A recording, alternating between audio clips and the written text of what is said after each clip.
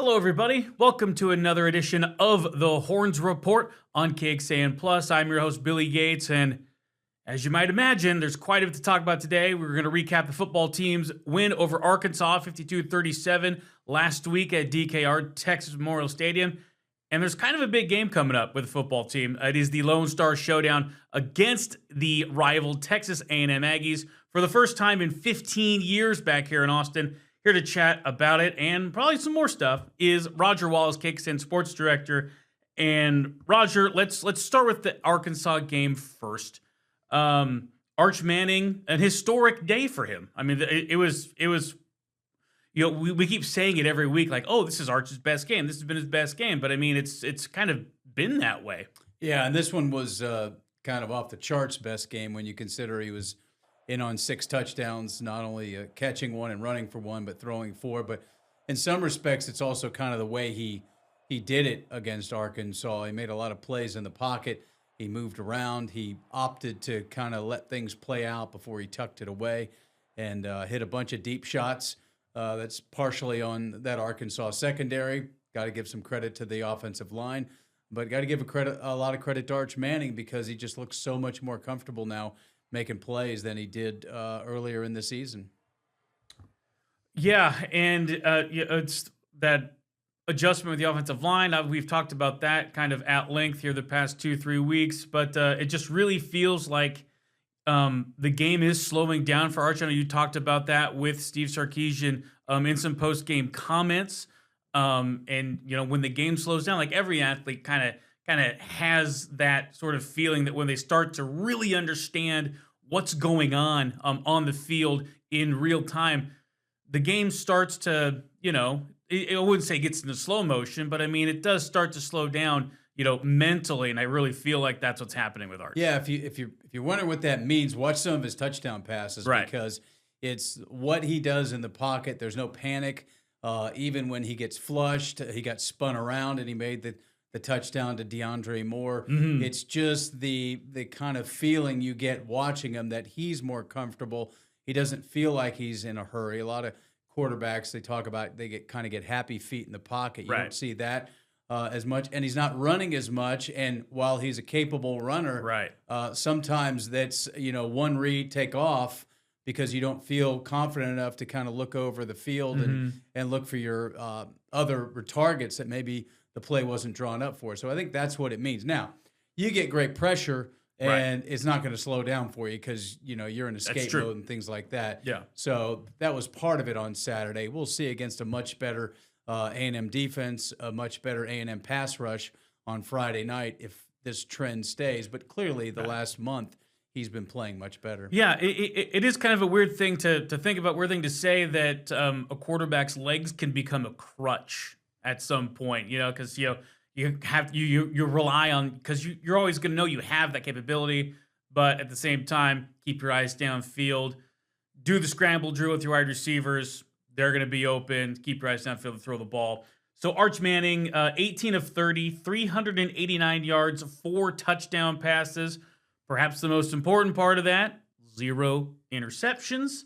And he made a little bit of history. He caught a touchdown pass, a 4-yarder from Parker Livingston that Steve Sarkisian and Arch both joked about after the game. Parker kind of put that ball high and outside with his baseball background, Roger. Well, I'm sure he was excited to throw that pass, and when you're not used to throwing the football, you probably the adrenaline takes over. And yeah, Arch was wide open, but that doesn't mean he's going to deliver a perfect strike. But it was a great catch. Arch is about 6'3", 6'4". Obviously, he played some basketball. You can kind of tell that. But, yeah. It's interesting that they brought that out, and you wonder if they don't have another version off of that. For you put that on tape, make them think about it a little bit, and see if they have another wrinkle on Friday. Yeah, no, that'll be fun to see. And so I didn't quite complete my thought there. So Arch was the first quarterback in Texas history since 1946. Apparently, we found out. Yeah, they had to dig back in the archives. Yeah, had to really go back far in the old box scores. He's the first quarterback since 1946, since Bobby Lane in 1946, to rush, pass, and catch a touchdown in the same game. So that's pretty neat, actually. Yeah, and the rushing touchdown was they had a botched play, a direct snap to C.J. Baxter. Yeah. He lost control, kind of slipped. Fortunately for Texas, he didn't fumble it, and then it was a designed run for Arch and got into the end zone. But again, that play, watch the offensive line there. They gave him some choices. Sure. So that's kind of the byproduct of that. You get a little bit put now the run game. And Sark said again on Monday, he's going to beat his head against the wall to a point, and then he's just going to, if you have to flush it, you have to flush it. But they're not going to give up on it because even a little bit of a run game helps the play action. Yeah, I believe his metaphor was they're going to keep chopping wood, which just means you got to stay the course, keep working hard at it, and see what comes of it. Now, speaking of Arch Manning, I know we haven't talked about him a ton in the past Horns Report episodes, but now that he had this incredible game, I mean, let's just blow it out. Sure. In Monday's press conference, Steve Sarkisian addressed a question by Anwar Richardson, which I thought was a great question, about Arch's kind of mental makeup and how he's able to, overcome all of this outside noise, especially at the beginning of the season, when he wasn't playing well and people were expecting him to play well because of the, Manning name across the back of his jersey. But how he's improved kind of incrementally this season, and he's become a very, very good quarterback now heading into the A&M game. So here's Steve talking about how Arch has been able to kind of navigate this thing from a mental standpoint. Hey, Coach, following up on Arch, can you talk about his mental resolve? I can't imagine that he's ever been criticized up until this point, and dealing with that so early in the season and just shaking that off and emerging into the quarterback that he's become. And any updates on Anthony Hale's first practice today? Yeah, I don't, for Arch, I don't know if any college player has kind of gone through what he went through before he even was the full-time starter. And part of that is his last name. Part of it is our brand. I think those two things coming together made this such a big storyline before the season. But none of it was anything due to what Arch was doing. He just kind of kept focusing on what he needed and tried to do. I'm sure there were moments when it was a lot, maybe even overwhelming. But to his credit, I think, man, the guy showed so much resolve and resiliency and just stick-to-itness, to the task at hand. And again, it wasn't a perfect journey to get to this point, but sometimes it's good not to have a perfect journey. Sometimes taking a road less traveled is good for you. And I really think the experiences Arch had early in the season, and I said this early in the year, he was gonna benefit from the journey that he had to go on, and that he can learn how to overcome some of the adversity that he was faced with and some of the criticism he was faced with. So I think he's better and stronger for it today, and I'm really proud of him. Again, he's not a finished product. He's still going. He's still going to improve. He's still going to get better. But I'm very proud of him for the way he's handled so much of what we went through. So you heard there from Steve, just kind of taking us through sort of that kind of mental journey that Arch has been on. And Roger, I can't imagine anything even remotely close to what that kid. Let's be honest, he's a kid, like what he's had to deal with ever since he got onto campus here. Not from a quarterback that hasn't played regularly. Now, sure, the expectations of players that played. Yeah.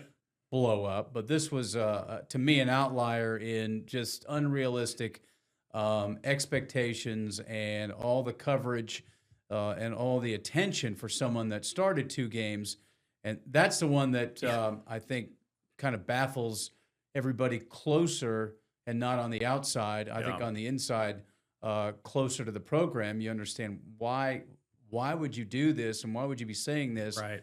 It's just not realistic. So, assuming he stays, assuming he comes back, it's going to be off the charts again. The funny part is I don't think it'll be as bad, sure, because you can't exceed what he went through last summer. But there'll be more basis for it, right? And you'll have evidence of what he's capable of and maybe what he needs to work on in the offseason and things like that. Yeah, I believe it's a career high with passing yards, 389. Career high with touchdown passes, 4. So I mean, it's Like it's one of those things where we're seeing him grow week by week. Then obviously the coaching staff and his teammates are seeing him grow day by day. And it's great to watch. It's great to see. A few more numbers from the Arkansas game here. Oddly enough, Arkansas outgained Texas 512 to 490. That's a little skewed because Steve Sarkisian was trying to get some defensive guys out of the game late when they had the game at hand, had some backups in late. Arkansas goes to the backup quarterback, KJ Jackson. They score 14 points in the fourth quarter. The score got a little closer than the game actually was, at least from my perspective anyway. However, Arkansas ran for 188 yards. That also, Anthony Hill not being able to play, Roger, that had a big part in that. But I mean, defensively, moving forward to the A&M game here, this defense has to tighten up at least a little bit, don't you think? Yeah, the first half they did the same thing, and not only that, they were just busting off big play after big play. I think their first 3 drives, the first play of the drive was 25 plus yards. First play of the game, 41 yards. 41. There was a 30. There was a 25. So that can't happen against A&M, which is more explosive. Sure. Although Mike Washington's a really good back. He's great. Yeah. I know Ruben Owens is good. They're talking about Le'Veon Moss, and Mike Elko said not likely, but you never know if they're playing possum a little bit. Sure. Yeah. Marcel Reed's not as big as Taylon Green, but I think he's a little bit faster. And then they have a great receiving core. So you have to call Arkansas, or rather A&M, a more explosive offense. So, yeah, they've got a short week to kind of tighten some things up, and we don't know about Anthony Hill. Yeah. Sark sounded hopeful on Saturday, and then he was asked Monday. He said, well, no update because I haven't seen him on the practice field. Sure. But he never reverted back to we're hopeful, we're optimistic, anything like that. It was, pretty black and white. We don't know because we haven't seen him today. Yeah, so we'll just have to wait and see for the first installment of the injury report on Wednesday. Do they move it up since the game's on Friday? So they move it up to Tuesday, don't you think? I think they'll move it up Tuesday. And no Ty Anthony Smith in the first half. Right. Which, by the way, Texas did appeal the targeting call. Sure. They voiced their appeal to the SEC. They were denied, turned down.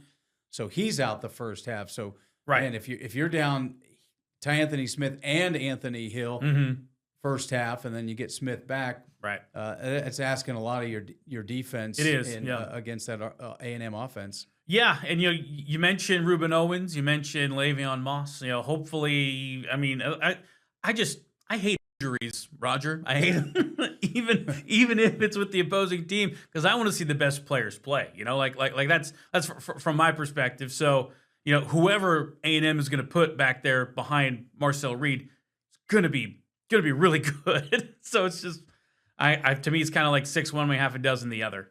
Yeah, I mean that's you build depth and you give guys chances, and then they take advantage of their chances, and they're all really talented, or they wouldn't be there. But certainly, both sides they wish. And in week 12, kind of hard to be totally healthy. But obviously, that's a big loss with Hill. We saw it on Saturday, and we'll see. The good part is for Texas, if he can go, it shouldn't affect him. It's a hand. It's not a leg. Yeah, it's not something that might slow him down a little bit.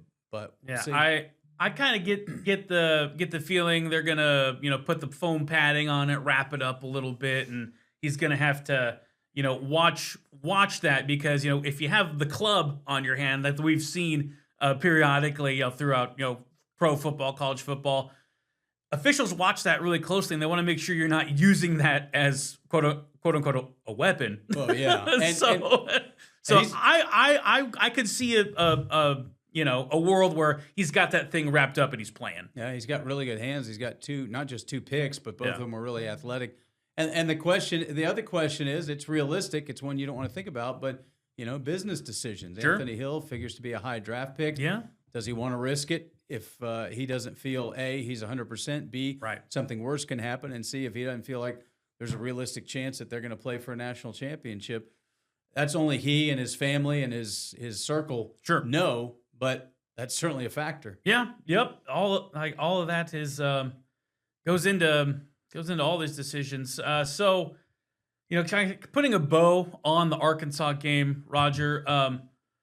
about as complete of a game as they've played all season, do you think? I mean, it really felt like there were good things on defense, even though they're missing Anthony Hill, and even though they gave up some yards on the ground, they still made stops when they needed to, and offensively, I thought it was great. All things considered, I would say so. The circumstances coming off the Georgia loss, the fact that they started fast. It was a different fourth quarter, giving up 14 points in the previous two fourth quarters, where Vandy, they had to hang on, and Georgia, they saw Georgia run away. And, they made some substitutions on defense. But the huge part of the game was a touchdown and then a field goal at the end of the half. Yeah.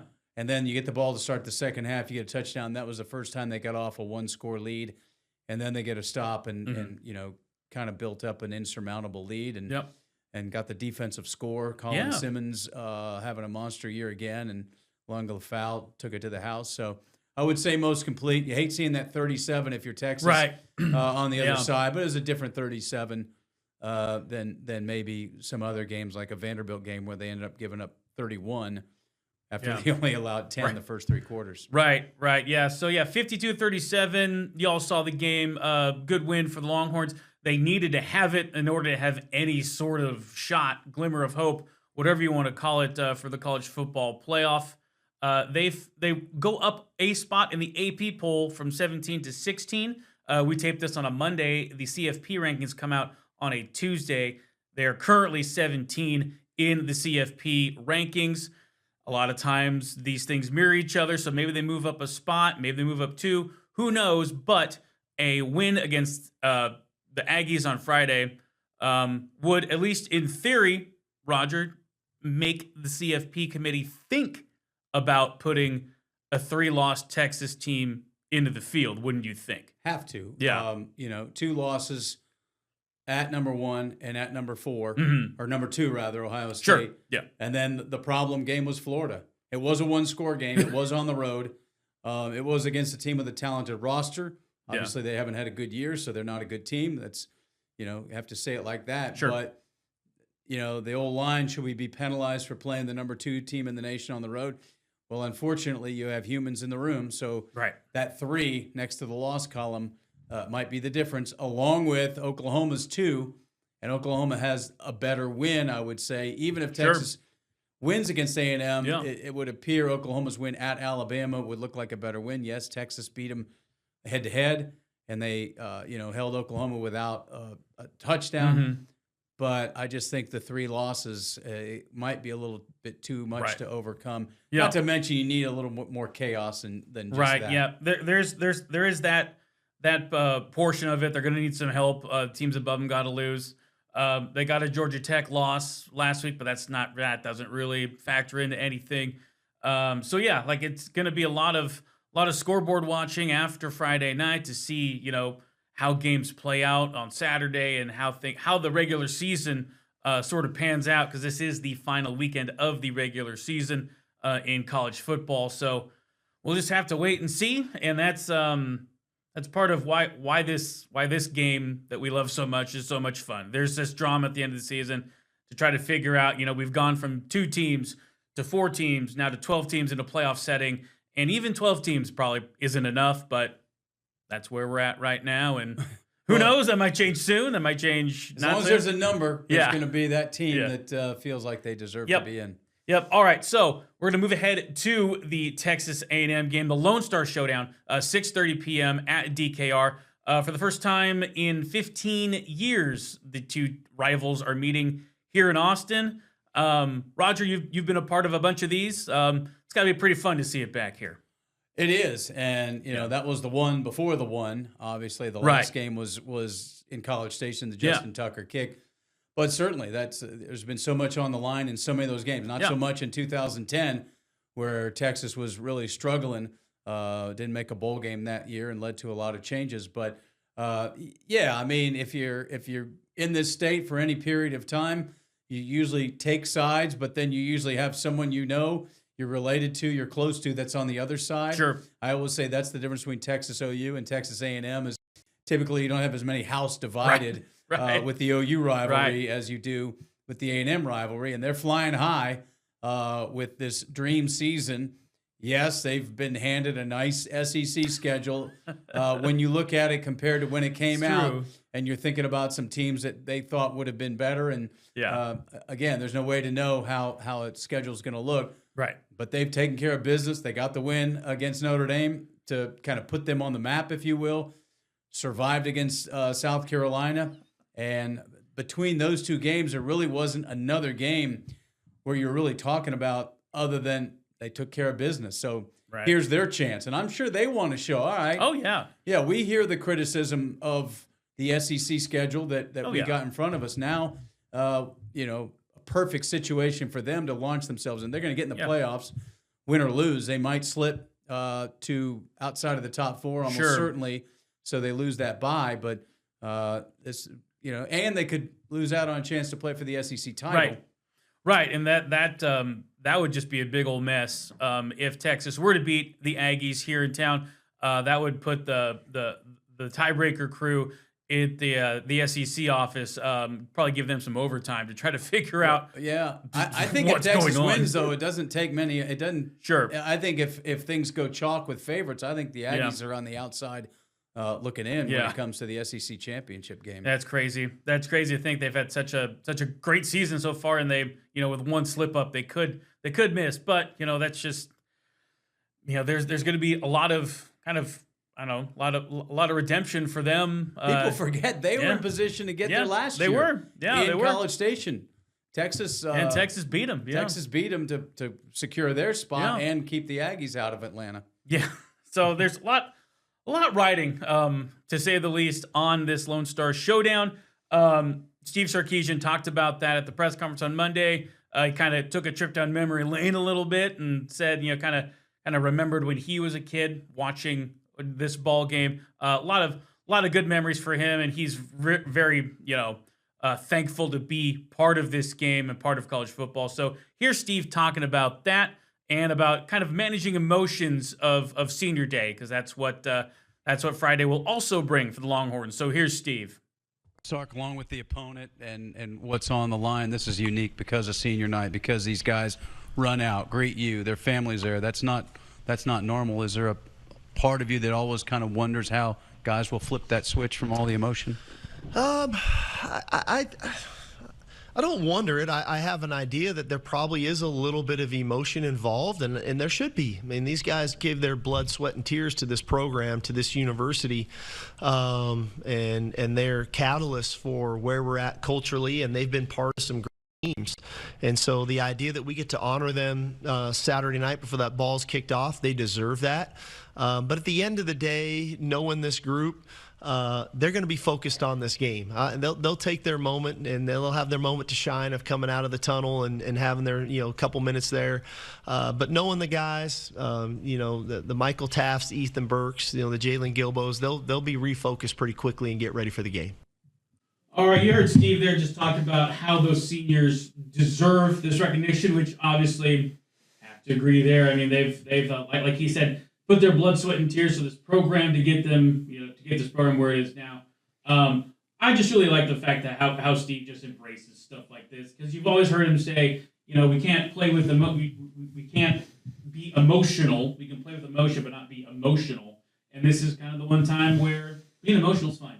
Yeah, and I say it every year because I just wonder, having never been in that position at this level, the way you can kind of flip that switch. He mentioned Michael Taft. Well, Michael Taft's been through senior night. He went through it last year too. There are, so he knows about that, opting to come back. But it is an unusual setup because of the fact that you're out there with your family and all this, and then in a matter of minutes you've got to do a 180 and turn into and I know it's what they do, so it's not that big of a deal. But I mean, they're also human. They also have thoughts and that want your thoughts to kind of get. I'm sure they'll. Second time though, they'll be ready to roll. Oh yeah, definitely. I love stuff like this because this is what not even college sports. This is what athletics are all about. Being able to play in front of your home fans one last time, for those seniors to go out on a high note, and then if they're able to knock off their rival, to ruin their perfect season, to do all this stuff, to give them a shot to reach their goals. They can't go to the SEC championship. Too many losses there. That Florida loss is always going to hang over their head for this season. But maybe they can make the CFP committee do a double or triple take and maybe put them in a playoff. So either way, if they come out of this one 9-3, Sark's gonna have a great weekend.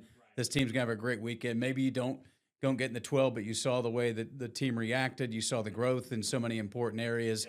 You got a big recruiting date coming up. There's a lot of talk that they're going to finish strong, which they typically had. And you want to be in that 12, but if that ship sailed, then there's not much you can do. But obviously, this would be a nice way to end it. The other part of that senior night thing is you don't want to do it at the end, because then if you lose the game, and you see that in basketball sometimes.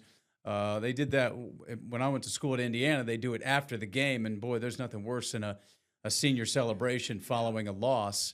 So you have to do it at some point. So you do it before the game, and then hope that you're a different kind of emotional after the game. You mentioned a big recruiting weekend. Obviously, folks around here in Central Texas, they know about a running back from Georgetown named Jet Walker. If you follow prep football here at all, he just announced his commitment to the Texas Longhorns. And Roger, we've seen this kid play for the Eagles these past 2 seasons, and he has been electric for Georgetown, leading them to the playoffs each season. And it seems like that is a really, really cool opportunity for a local guy to go play on the big stage. Yeah, his commitments have bounced around a bit. He's had some decisions. He started at West Virginia, then he decommitted to Minnesota, and now Texas. His high school teammate, offensive lineman Caden Shearer, was also a visitor this weekend. He has an offer. He's committed to Stanford, so you wonder if something might be coming down the pike there as well. But certainly, you get a local kid with a chance to play for the University of Texas. Don't know the family background, if they're Longhorns, if they're Aggies, if they're none of the above. But clearly, once he got that offer from Texas, it felt like he was full in it. Yeah, we've seen him. We saw him Friday night. His career came to an end against a really good Frisco Lone Star team. But he's had a huge season. He's big. He's about over 200 pounds. He's fast. The name is not a lie. He's really fast, but he can create after contact. So again, all these kids are great. It's what they do when they get on campus, but certainly for a local kid. So that'll be at least 2 local kids that'll sign. Yaheem Riley from Anderson High School also will sign with the Longhorns. Yeah, pretty great to see local kids get the shot with the big club, as they say. Now, just kind of wrap it up here, Roger. The favorite thing to do in sports media these days is to boil a big game down to one thing. So let's go ahead and give that a shot, shall we, Roger? What's one thing Texas has to do to beat Texas A&M? Yeah, they've got it. I think they have to tighten up the defense a little bit. They've given up in the 30s the last 4 ball games, and I don't know if they can let A&M. I think A&M's defense is good enough. Now they've given up some points. They gave up 42 to Arkansas in their win over Arkansas. So this is a bit of a mystery of an undefeated number 3 team.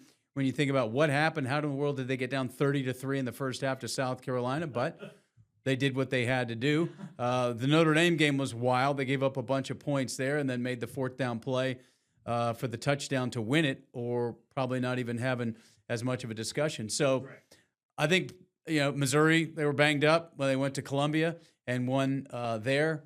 So, but I think the Texas defense, I think they have to tighten things up, get a turnover, make a play, make Marcel Reed uncomfortable. They did that last year. He's a year older and a year better. But I'll put it on the defensive effort to, I hate to say this now, but to keep them in it.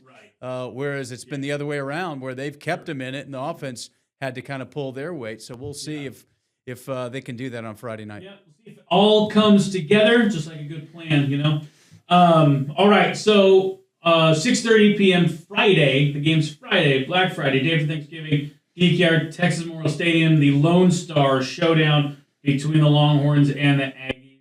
And should be fun. Yeah, we got some special programming on Friday from 4 to 5. Our KXAN newscast will not originate, but we'll have a lot of coverage from Bevo Boulevard from 4 to 5. And then at 5 o'clock, we'll turn it over to the Texas Game Day crew. And from 5 to 6 on KXAN, normally it's It's on KBVO throughout the season, but it's going to be on KXAN 5 to 6 on Friday evening, again from Bevo Boulevard. Yeah, be sure to have us on in your household, 36 over the air, and then wherever else you can find us, your NBC station, we're going to be there. So, on that note, we're going to end our Horns Report episode here. Thanks so much for watching. We really appreciate it. For Roger Wallace, I'm Billy Gates, and we'll talk to you again soon.